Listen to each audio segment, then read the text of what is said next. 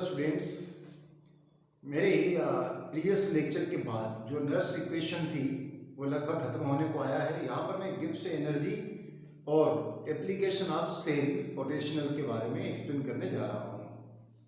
सबसे पहले हम देखते हैं एप्लीकेशन ऑफ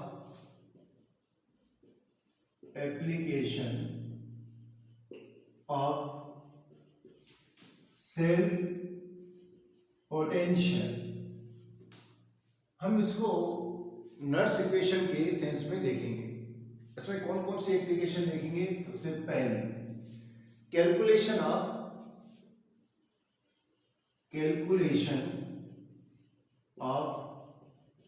सेल पोटेंशियल, और दूसरा हम इसमें देखेंगे कि effect of the concentration on cell potential. Cell potential पर कंसंट्रेशन का क्या इफेक्ट पड़ता है। तो effect of concentration of cell potential, तो effect of concentration on cell potential को देखेंगे। थर्ड, कैलकुलेशन करेंगे कंसंट्रेशन की। Calculation of ionic concentration of cell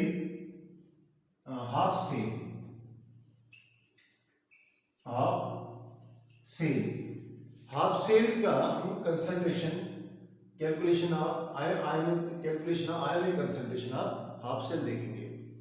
और नेक्स्ट है एट लास्ट हम नर्स इक्वेशन की हेल्प से क्या करेंगे? डिटर्मिनेशन ऑफ कंसंट्रेशन या determination of equilibrium constant using nurse equation के थ्रू करेंगे। क्लियर? लिख रहा हूं, डिटर्मिनेशन ऑफ इक्विलिब्रियम कांस्टेंट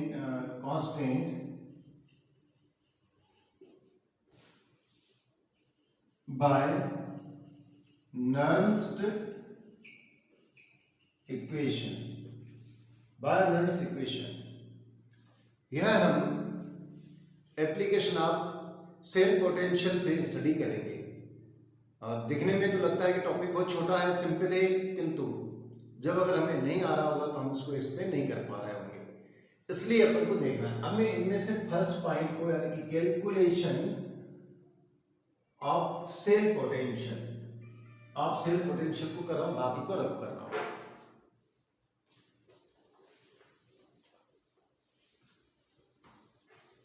देखिए, कैलकुलेशन करना है अपन को, तो the EMF of the cell और पोटेंशियल कैन बी कैलकुलेटेड। क्या? द ईएमएफ अपन को EMF of the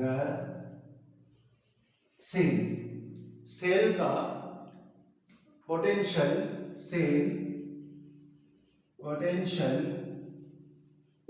can be calculated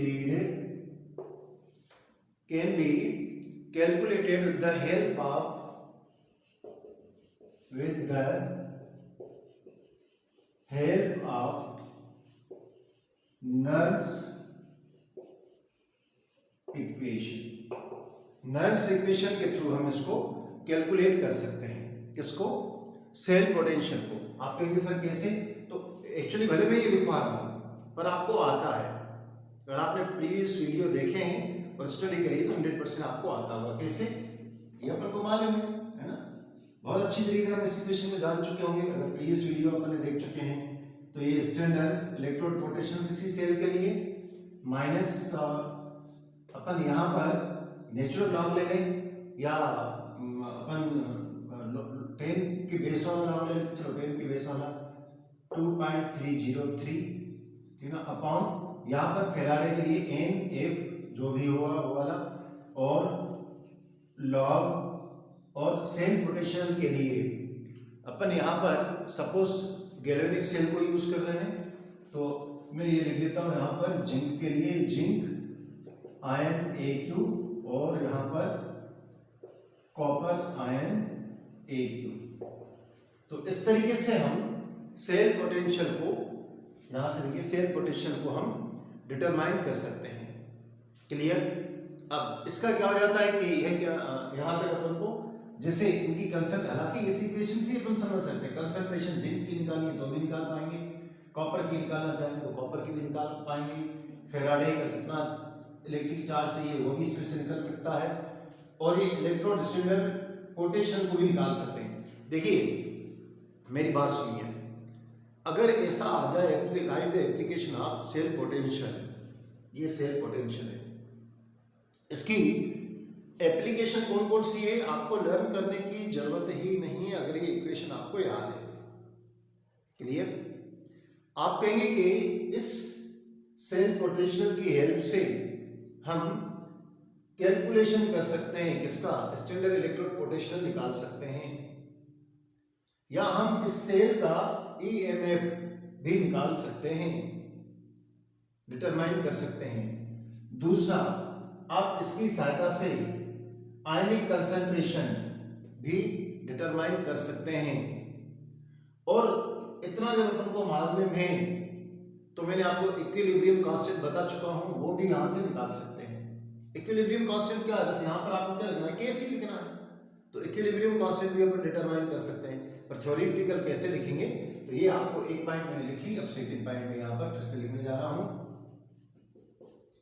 ठीक है ना। सेकंड पॉइंट में अपन ने क्या देखा था, effect of concentration of cell potential, cell potential पर इफेक्ट क्या पड़ता है, तो इफेक्ट ऑफ सेल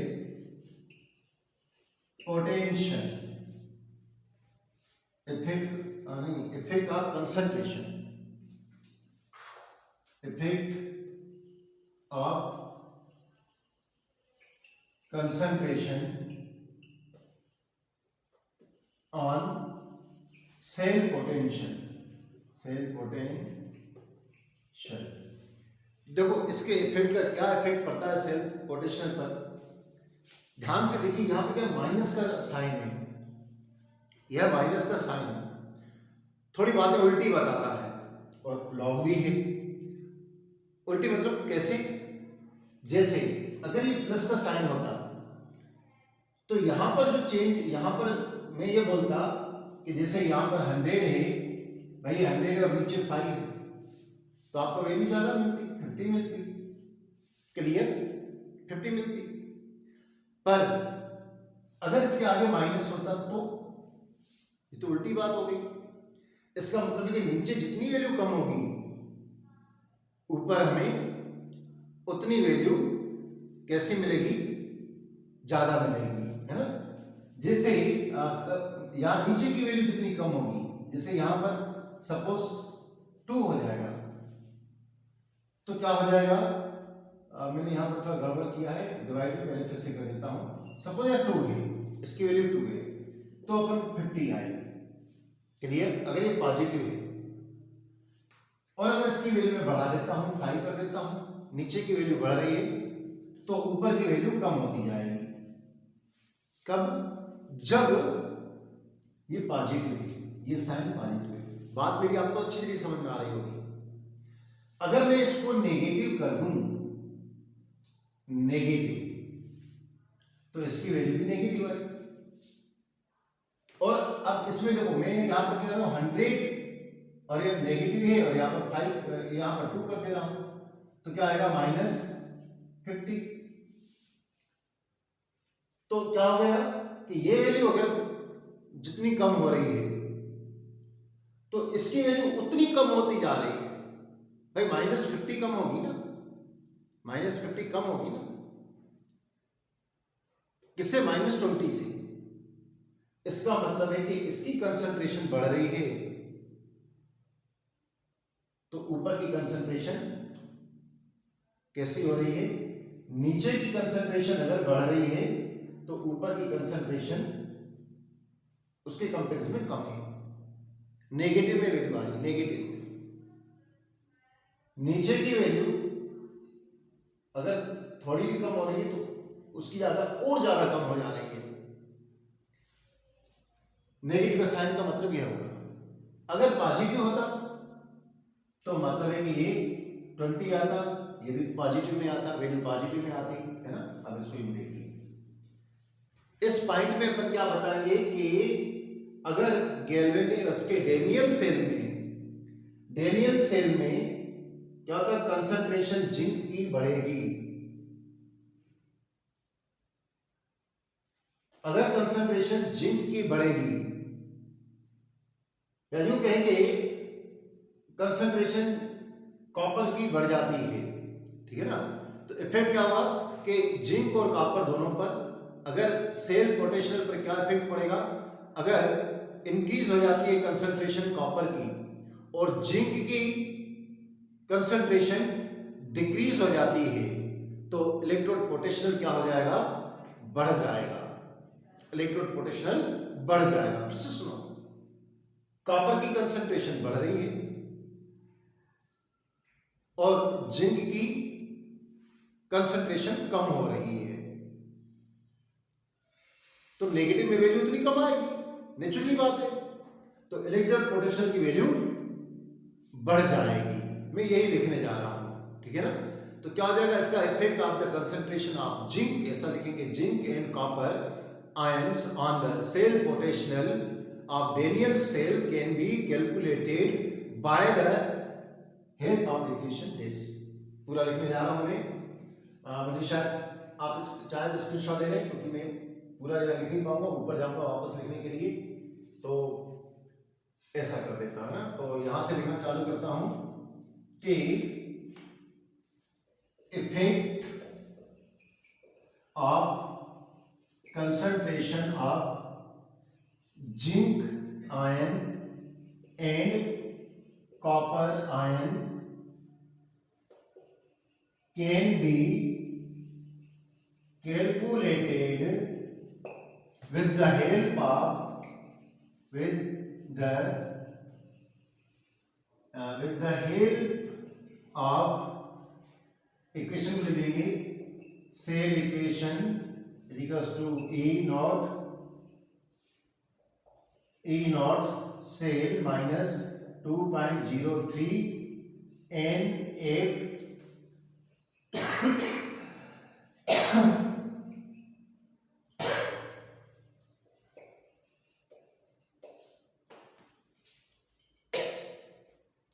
लिखेंगे, क्या लिखेंगे कि the concentration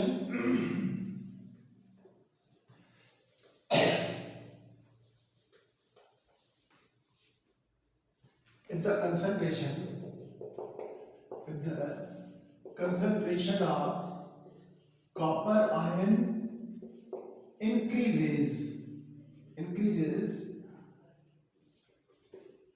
and concentration of zinc ion decreases होते हैं तो decreases, then increase the cell potential, cell potential increase हो जाता है। क्लियर? सेल पोटेंशियल इंक्रीज हो जाता है, ये एप्लीकेशन में आएगा। मैंने आपको बताया, बस आपको इस इक्वेशन से ही इसको ध्यान रखना है। क्लियर? आप चाहे तो इसका भी स्क्रीनशॉट ले लें, मैं रब करने जा रहा हूं।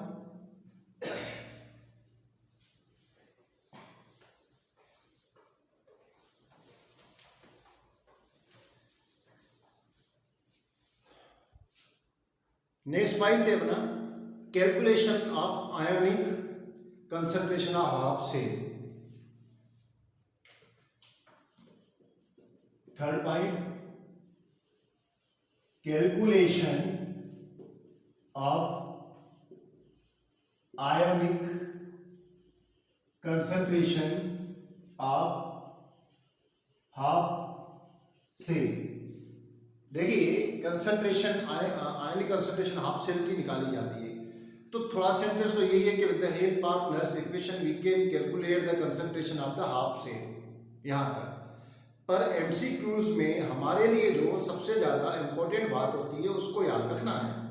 इसमें क्या बताना होता है अपन को, उसमें यह बताना होता है कि एक सेल की या अदर सेल की कंसंट्रेशन जब नॉन होती है तब हम किसी सेल की कंसंट्रेशन को कैलकुलेट कर सकते हैं। मतलब हम लिख सकते हैं if the ionic concentration of other cell is known then we calculate the concentration of half cell of the given cell, ठीक है ना। और किस पे यह होता है कि बेस ऑन द सेम, यहाँ याद रखिएगा, the base on the same concept pH of solution for hydrogen ion concentration can be calculated। Clear? मैं लिख रहा हूं, क्या लिख रहा हूं, शॉर्ट में लिख देता हूं, with the help of Nernst equation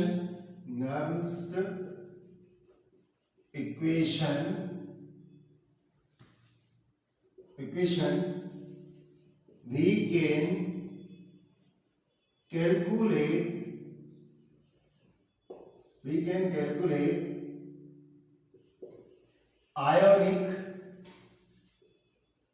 concentration of given half cell with the other known concentration of half cell on the same basis of pH of hydrogen ion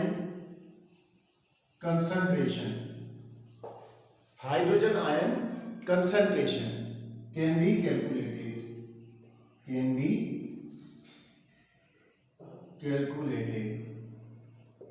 इस तरीके से हम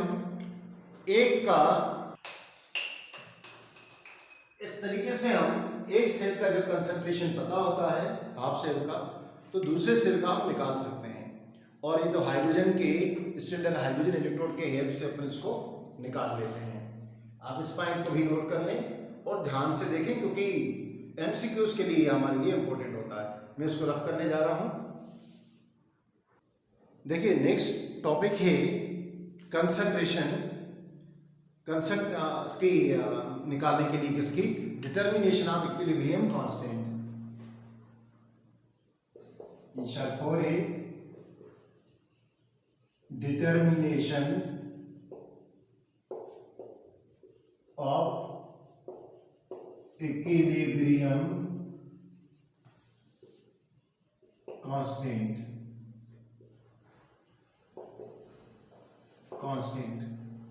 देखिए क्या होता है कि हम अच्छी तरीके से जानते हैं क्या कि इलेक्ट्रिक सेल में जब वर्क होता है, इलेक्ट्रिक सेल जब काम कर रहा होता है तो उसमें क्या होता है, इलेक्ट्रिक सेल कंटिन्यू वर्क नहीं कर पाता है। एक डेफिनेट टाइम के बाद उसके वर्किंग बंद हो जाती है, काम करना बंद कर देता है। इस दरमियान क्या होता है कि जब सेल काम कर रहा होता है तो सेल में जो कंसंट्रेशन होती है मेटल की, कैथोड पे और एनोड पे देखी जाए तो कैथोड जो एनोड होता है एनोड पे क्या होता है कि कंसंट्रेशन मेटल आयन की क्या हो जाती है, या यूं कहेंगे पॉजिटिव आयन की, कैटायन की क्या हो जाती है, इंक्रीज हो जाती है एनोड पर। ध्यान रखो, देखो जैसे ये सेल है, ठीक है ना, एक सेल ये वाला है, यहां पर अपन ने जिंक की राड लगा दी, यहां पर अपन ने कॉपर की राड लगा दी। मैंने आपको बताया था कि जिंक यहां से निकल के सॉल्यूशन में आ जाते हैं, ठीक है ना, और यहां पर क्या बताया था कि कॉपर के आयन कॉपर की राड में डिपॉजिट होते चले जाते हैं। तो जो कंसंट्रेशन है पॉजिटिव आयन की, मतलब केटायन की कंसंट्रेशन जिंक रॉड के चारों ओर बढ़ जाती है, और इसके साथ क्या हो जाती है, डिक्रीज हो जाती है पॉजिटिव आयन की, केटायन की। मतलब ये क्या है, ये कैथोड है, और ये क्या है, ये एनोड है। एनोड यहां पर कंसंट्रेशन बढ़ जाती है, इसके चारों ओर पॉजिटिव आयन की यानी केटायन की, और इसके साथ इस साइड कंसंट्रेशन कम हो जाती है। क्लियर। अब क्या होता है कि धीरे धीरे यह प्रोसेस चलती जाती है। एक प्रोसेस मतलब ऑक्सीडेशन रिडक्शन होता हुआ चला जाता है, ऑक्सीडेशन रिडक्शन होता हुआ चला जाता है, और फिर एक कंडीशन वह आती है जब यह प्रोसेस रुक जाती है। क्लियर। क्या हो जाता है कि इलेक्ट्रोड पोटेंशियल एनोड पर आयन बढ़ने के कारण बढ़ जाता है, इलेक्ट्रोड पोटेंशियल यहां बढ़ जाता है, यहां घट जाता है, कहां पर, कॉपर पे। और एक कंडीशन ऐसी आ जाती है जब दोनों में इक्वल हो जाता है और ये डिफरेंस नहीं रहता है, और फाइनली स्टेज ऐसी आती है जब पोटेंशियल डिफरेंस जीरो हो जाता है, तब कोई इलेक्ट्रिक करंट नहीं बहता है, ठीक है ना। यह अपन को इसमें डिटर्मिनेशन में बताना है, और एट लास्ट जो नर्स इक्वेशन के थ्रू अपन ने इसका सेल पोटेंशियल बताया था, cell potential equal to equilibrium state पर क्या हो जाता है, 2.303 अपॉन, अब यहाँ पर जो है आपका फेराड जितने भी इलेक्ट्रॉन जो भी लिया है अपने उस स्पीसीज के लिए, और ये आपका लॉग केसी। और इसका डिटेल मैंने प्रीवियस लेक्चर में दिया है कि सेल कांस्टेंट किस तरीके से डिटरमाइन करते हैं। क्लियर। नर्स इक्वेशन के थ्रू। पर यहाँ पर आपको एप्लीकेशन में अगर लिखना हो तो क्या लिखेंगे अपन मैं लिख देता हूँ आपको, है ना। यहाँ पर अगर अपन लिखना होगा तो थ्योरेटिकली रूप से कैसे लिखेंगे, तो थ्योरेटिकली रूप से ये लिखेंगे कि we know that cell, electrical से लिख देता हूँ, electrical cell does not continue work, ठीक है ना। कंटिन्यू वर्क नहीं करता है, आफ्टर सम टाइम डिस्पोजल हो जाता है, ठीक है ना। कि working of cell potential, working of cell potential, chemical cell लिखकर आप लिखते हैं, सेल कंसंट्रेशन ऑफ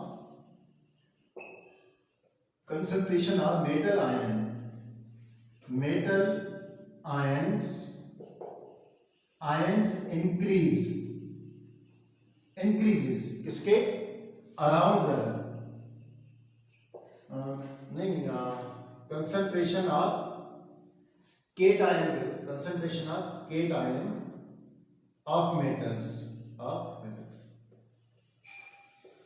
केटायंस यानी पॉजिटिव का, ठीक है। तो concentration of metal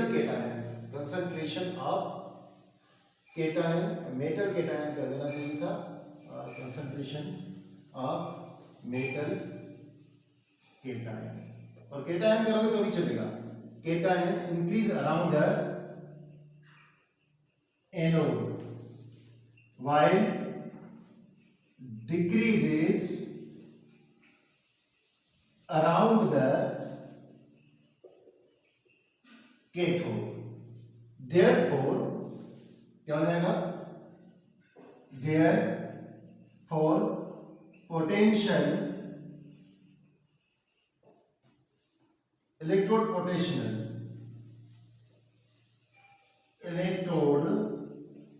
potential increase, potential increase on anode and decrease on cathode, ठीक है ना। But after some time it's become equal, but after some time it's become equal, and electrode potential of cells become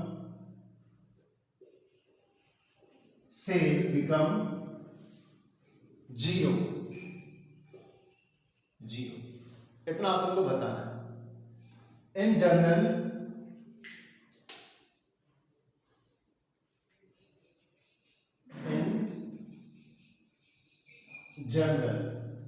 equation कैसे लिख देंगे अपन, कुछ इस तरीके से। Standard electron potential is equals to 2.303 NF log Kc। आपको इलेक्ट्रॉन पोटेंशियल से related ये पूरा, या यूं कहेंगे इक्विलिब्रियम कांस्टेंट, इस इक्विलिब्रियम कांस्टेंट का मैंने डिटेल प्रीवियस लेक्चर में एक्सप्लेन किया है, वहां से देख सकते हैं। तो अपन ने इनका एप्लीकेशन में 4th पॉइंट देख लिया, क्लियर। तो यह था आपका एप्लीकेशन ऑफ इलेक्ट्रोड पोटेंशियल, या sorry application of cell potential. तो आप इसके आ जाए तो आप लिख के आ सकते हैं, और इसी को इस तरीके से भी क्वेश्चन आ सकता है कि एप्लीकेशन ऑफ नर्स इक्वेशन तो भी दे सकते हैं। इस लेक्चर का सबसे इम्पोर्टेंट टॉपिक मैं एक्सप्लेन करने जा रहा हूँ, जिसका नाम है electrochemical cell and Gibbs energy of the reaction. फिर से बोल रहा हूँ, electrochemical cell and Gibbs energy या free energy of the reaction. आप इसको चाहें तो इसका ले सकते हैं स्क्रीनशॉट, तो मैं रब करूँ। मैं लिख रहा हूँ इसकी हेडिंग इलेक्ट्रिकल सेल एंड गिव्स energy. Electrical cell and electrochemical cell भी लिख सकते हैं ना, मैंने इलेक्ट्रिक सेल लिख दिया शॉर्ट में। इलेक्ट्रोकेमिकल सेल एंड गिव्स एनर्जी लिख रहा हूं मैं, एनर्जी, और फ्री एनर्जी भी लिखा जाए तो भी सही है, ठीक है ना। Gives energy of the reaction. अब ये वाला भी पूरा कर देते हैं, इलेक्ट्रोकेमिकल सेल कर देता हूं, इलेक्ट्रोकेमिकल सेल, ठीक है ना। यह भी बहुत इंपॉर्टेंट टॉपिक है, आपको इसको बहुत अच्छी तरीके से समझना पड़ेगा। सबसे पहले हम इलेक्ट्रिक वर्क को कैसे फाउंड आउट करते हैं सेल के सेंस में। देखो मैं एक इक्वेशन लिख के बाद में ऊपर एक्सप्लेन कर रहा हूं। जैसे ये W वर्क है भाई, सेल के लिए आप कहोगे कि सेल के लिए वर्क कैसे निकाला जाता है, तो आप कहेंगे जो वर्क डन करेगा सेल, वो उसमें कितना इलेक्ट्रिक चार्ज गया है, टोटल इलेक्ट्रिकल चार्ज कितना गया है, वर्क डन इज, और कितने 1 सेकेंड है, 1 second is equal to the electric potential. Electric potential को मल्टीप्लाई करेंगे, ध्यान से सुनिएगा, इलेक्ट्रिक पोटेंशियल ये है, सेल पोटेंशियल या इलेक्ट्रिक पोटेंशियल को मल्टीप्लाई करेंगे टोटल चार्ज से। तो चार्ज को कैसे निकालते हैं अपन, NF से। ये फेराडे है, एक इलेक्ट्रॉन के लिए इसकी वैल्यू अपन निकाल चुके हैं, वो कितनी निकाली है 96500। और n number of electron. Clear? तो वर्क डन मैं यहां लिख देता हूं, क्या लिखता हूं मैं कि electric work done in 1 second is equal to electric work done in 1 second equal to, किसके इक्वल टू है कि potential electric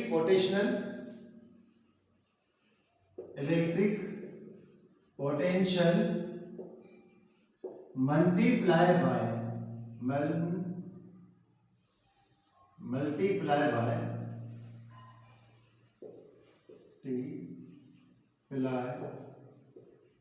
bye total charge is passed in galvanic cell। तो अब आपको मैंने हालांकि आगे बता देता हूं या यहीं पर मैं लिखते हुए भी चल रहा हूं, चलो यूं समझ लीजिए ये वर्क डन होगा, पहले एन एफ कर देता हूं और ई कर देता हूं। इलेक्ट्रिक वर्क जो होता है सेल के द्वारा कितना होता है, आपको इस फार्मूले को ध्यान में रखना है। क्लियर? इस फार्मूले को आपको ध्यान में रखना है। अगर आप चाहते हो कि अधिक से अधिक सेल से काम निकाला जाए तो क्या करेंगे आप? अगर आप मैक्सिमम वर्क डन करना चाहते हैं गैल्वेनिक सेल से, तो आपको जो रिएक्शन है ना वो रिवर्सिबल होनी चाहिए ना, चेंज जो है वो रिवर्सिबल होना चाहिए। If we want to obtain maximum work from galvanic cell, then change is to be passed reversibly। Clear?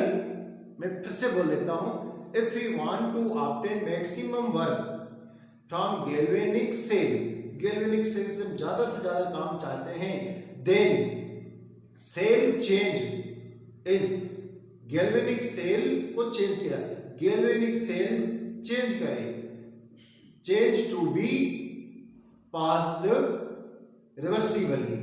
ठीक है ना? तो मैं लिख देता हूं, if we want maximum work from galvanic cell, then क्या हो जाएगा? Then change is to be passed reversibly. जो चेंज हो रहा है, और ये मैंने वर्ड में लिखा, आप कहेंगे सर हम भी ऐसा लिख के आ रहे, कुछ भी लिख के आ जाना, आप तो बस इतना लिख के आना कि if we want to maximum work done by galvanic cell, then reaction in the galvanic cell should be reversed। बस इतना काम, जरूरी थोड़ी जो मैंने इसमें वर्ड लिखा वैसे ही आप लिखें। ठीक है ना? तो इलेक्ट्रिक वर्क अगर होता है, अब गिब्स एनर्जी के बारे में बात कर रहा हूं, इलेक्ट्रिक वर्क कितना होगा भाई? जो रिएक्शन होती है ना उसमें से एनर्जी निकलती है। Electric work thus done by the cell results in the corresponding decrease in the free energy। Cell में जो फ्री एनर्जी रिएक्शन हुई, एनर्जी निकली, तो जो एनर्जी निकलती है फ्री एनर्जी वो कितनी खपाई जाती है, डिक्रीज होती है, तब वो इलेक्ट्रिक वर्क होता है।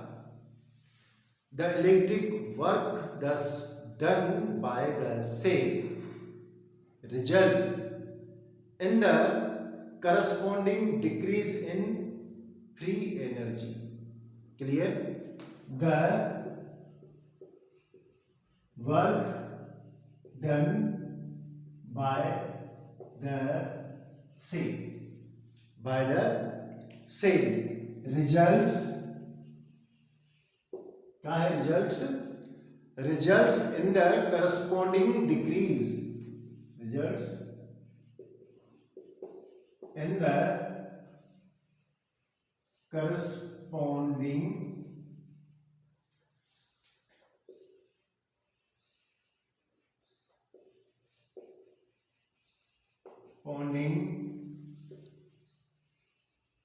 decrease free energy,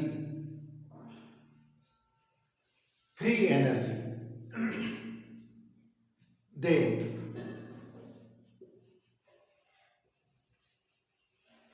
electric energy,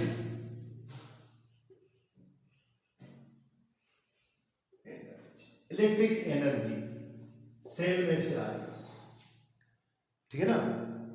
electric energy कितनी होगी यहां लिखूंगा,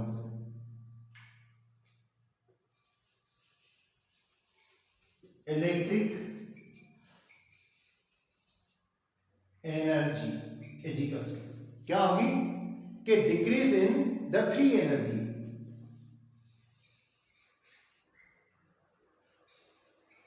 डिक्रीज इन द फ्री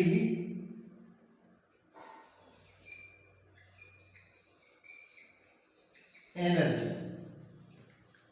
अब देखो जो फ्री एनर्जी होती है उसको ही हम गिब्स एनर्जी कहते हैं, याद रखिएगा ना। थोड़ा मैं कर लूँ, आप देख सको, ठीक है, मैं दूर लिख लिया मैंने, फ्री एनर्जी। इस फ्री एनर्जी को ही हम गिब्स एनर्जी कहते हैं। तो गिब्स एनर्जी एक्चुअली होती क्या है, मैं आपको कोई डेफिनेशन बता देता हूँ, पहले होती है, इसको देखिए। ये गिब्स एनर्जी को मैंने माइनस लगा दिया क्योंकि क्या हो रहा है, यह एनर्जी में यहां पर फ्री एनर्जी में कमी हो रही है, डिक्रीज हो रही है। और W क्या हो जाएगा, work done, electric work, bracket में लिख देता हूं, इलेक्ट्रिक वर्क। अब सबसे पहले ये गिब्स एनर्जी या फ्री एनर्जी होती क्या है, तो आपको मैं याद करवाने के लिए 11th में वापस ले जा रहा हूं। ये जो गिब्स एनर्जी जी होती है ना, अपन इसको यूं लिख देते हैं, या चलो चेंज, ये चेंज लिख देता हूं, गिब्स एनर्जी में चेंज, तो del H minus T del S, ठीक है ना। ये गिब्स एनर्जी का आपको ध्यान रखना, ये एंथैल्पी है, ये क्या है कि कांस्टेंट टेम्परेचर पर इसकी एनर्जी में जो चेंज होती है ये एंट्रोपी होता है, ये गिब्स एनर्जी का रिलेशन होता है। आप इसको पहले स्क्रीनशॉट ले लें, तो मैं इसको रब करूं, फिर आगे आपको इसी को आगे एक्सप्लेन करूं। तो मैंने आपको जो गिब्स एनर्जी का बताया, एक्चुअली ये तो मैंने आपको एक इक्वेशन ली थी, तो इसकी डेफिनेशन या वैसे कोई आपसे पूछे है क्या, तो वन वर्ड में क्या बताओगे। गिब्स एनर्जी जो होती है वो है available energy of the system, जिसको के हम यूटिलाइज कर सकते हैं यूजफुल वर्क के लिए। बात सुनिए, कोई पूछे गिब्स एनर्जी क्या है, तो आपका आंसर वन वर्ड में क्या होगा। अब ये आप इक्वेशन तो नहीं बताओगे, आप उसको सीधा वन वर्ड में बताएंगे कि energy of system, available energy of system which we can use for utilize of work. क्या अपन बताएंगे कि available energy of the system that can be utilized for doing work is known as Gibbs energy. आपको यह याद करना है, यह बताना है, और नहीं तो सिंपल में गिब्स एनर्जी क्या है, सिस्टम की वह एनर्जी जो यूजफुल वर्क में काम आती है, बस इतना गिब्स एनर्जी। अब जो मैंने रिएक्शन वहां पर अभी लिखी, फिर से लिख देता हूं, मैंने ये लिखी थी कि minus del G equals to W, यहां तक लिखा था मैंने। अब इसमें क्या संभावना है वो सुनिए, मैं लिख नहीं रहा हूं, आप चाहे तो उसको लिख लीजिएगा, है ना। क्या पॉसिबिलिटी होती है, एक तो यह होती है if del G if del G of the system is negative, अगर सिस्टम की ये डेल जी नेगेटिव है, then the system does then the system does electric work on surrounding in the case of galvanic cell. लिख दो यार मैं, ठीक है ना, क्या कि if del G is negative, ठीक है ना, इसका मतलब क्या होगा, then means then electric work, then system does the electric work, then system work, system done, electric work on surrounding,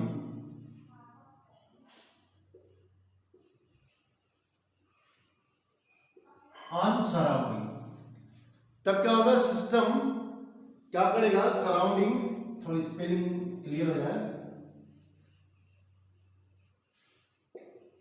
surrounding, ठीक है ना, सिस्टम सराउंडिंग इलेक्ट्रिक वर्क करेगा सराउंडिंग पर।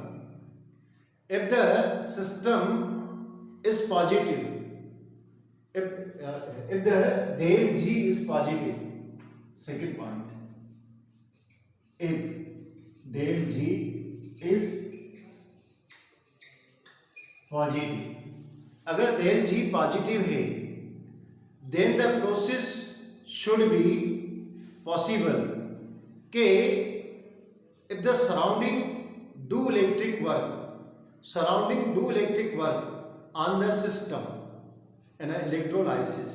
देखो मैं इसको यूं करके एक्सप्लेन ज़्यादा अच्छी तरीके करूंगा। पहली केस में क्या हो रहा था, मैंने सेल लिया, टार्च में डाला, टार्च को ऑन किया, जल गई, मतलब इसका मतलब है कि मैंने जो सेल में टॉर्च में सेल डाला है, जो सेल डाला है ना वो गैल्वेनिक सेल है, उसके लिए डेल जी की वैल्यू कैसी है, नेगेटिव है, इसलिए उसमें जो इलेक्ट्रिक करंट है, ठीक है ना, जो मेरा सिस्टम है वो सेल है, वो अपना इलेक्ट्रिक करंट सराउंडिंग पे काम कर रहा है और टॉर्च को जला रहा है। पहली कंडीशन ये, बात समझ में आ रही है। दूसरी केस में क्या हो रहा है, मतलब सेल करंट दे रहा है बल्ब को, बल्ब जल रहा है टॉर्च का, क्लियर। दूसरी कंडीशन में क्या है, कह रहा हूं कि जब if del G is positive, जब डेल जी पॉजिटिव हो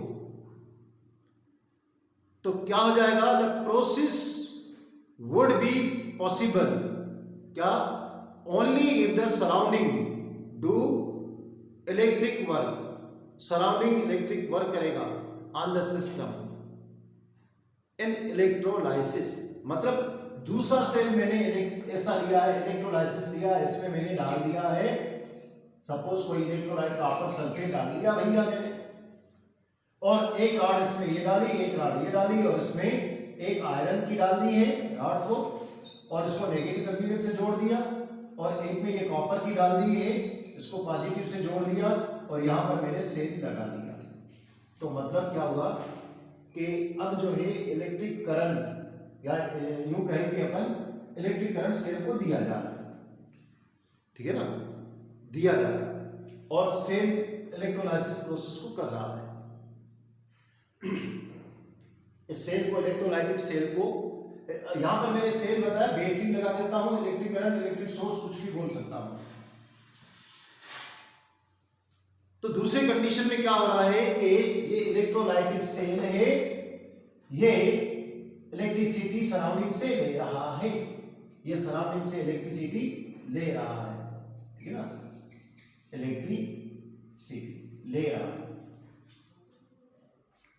कब, जब डेल पॉजिटिव हो, क्लियर। परंतु क्या होता है कि जब रिवर्सिबल रिएक्शन की जाए the reversible work done by galvanic cell is equal to decrease in the Gibbs energy and therefore if the, ऐसा थोड़ा इसको लिख देता हूं, यहां से रखता रहा ये दो पॉइंटों को।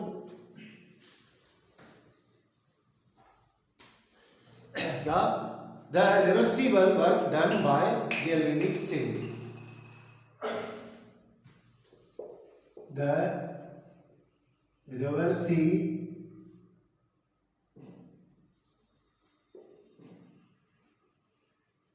Reversible work done by galvanic cell, galvanic done by the galvanic cell equal to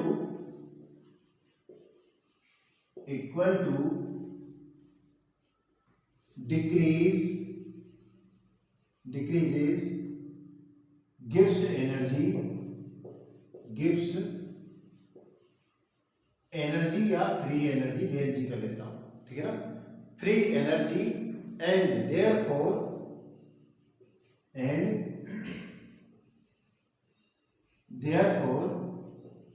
cell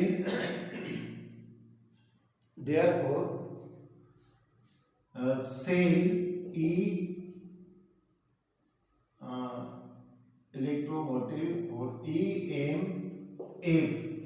EMF of the cell, therefore EMF of the cell will be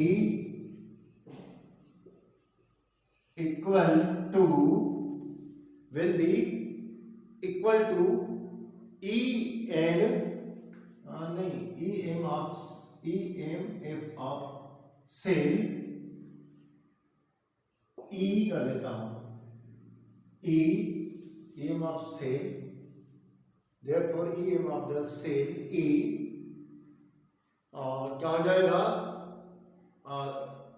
E and NF, E and NF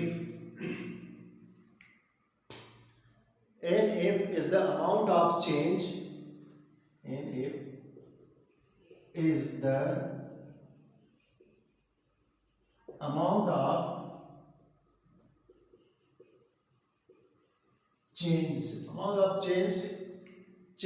passed and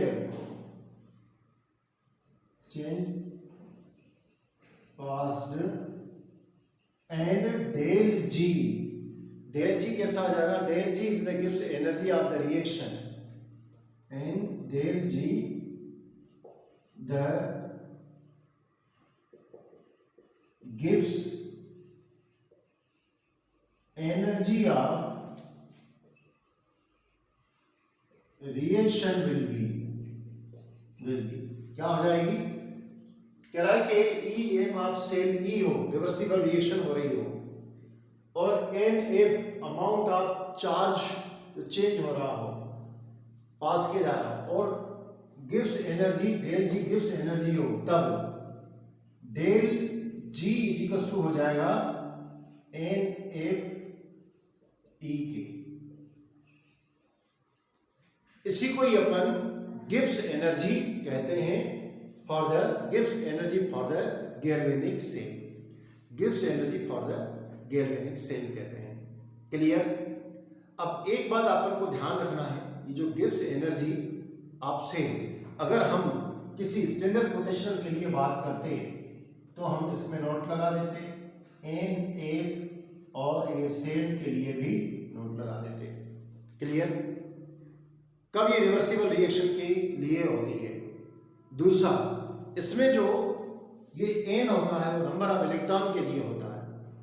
अगर हम Daniel cell के बारे में बात करते हैं, जैसे ये जिंक है S प्लस कॉपर प्लस 2, फिर ये जिंक आयरन प्लस कॉपर, ये S होता है।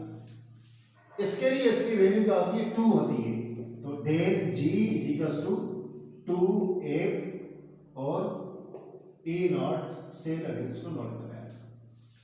और अगर हम इसमें ऐसा कर लेते हैं, 2 लेके चल रहे हैं zinc S plus 2 copper ion और 2 दोनों सब जगह पर अपने 2 कर दिया है, 2 कॉपर एस कर दिया है।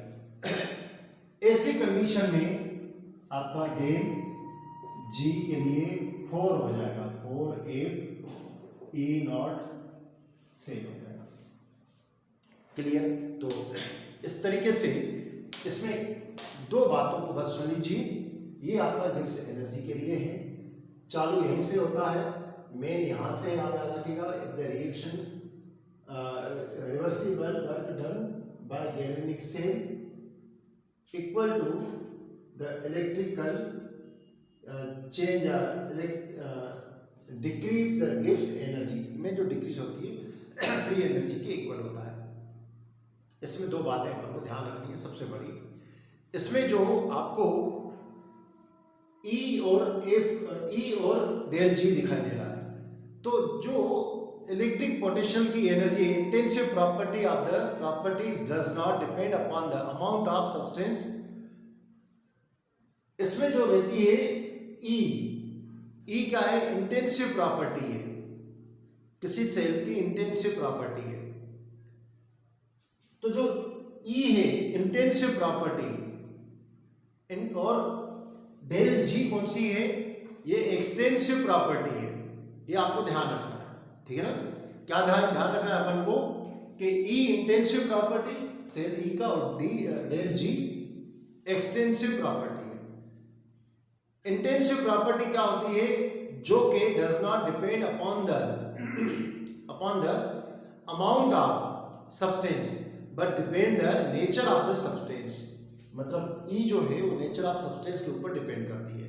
और डेल जी कौन सी है? डेल जी एक्सटेंसिव प्रॉपर्टी है, जो कि क्वालिटेटिव प्रॉपर्टी है, जो कि डिपेंड करती है क्वांटिटी के ऊपर, कि कितना मैटर की क्वांटिटी है, कितने आयन्स हैं, उसके ऊपर डिपेंड करती है। तो यह आपका हुआ गिब्स एनर्जी के लिए। क्लियर?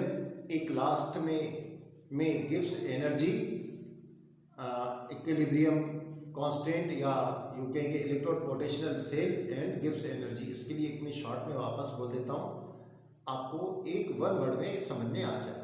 वो क्या है कि गिब्स, पहले यहाँ पर electrochemical cell and Gibbs energy या रिलेशन बिटवीन गिब्स एनर्जी के ऊपर बताएंगे कि जब सेल, हम जानते हैं कि सेल में जितनी भी केमिकल रिएक्शन से एनर्जी प्रोड्यूस होती है वो फ्री एनर्जी कन्वर्ट की जाती है इलेक्ट्रिक एनर्जी में।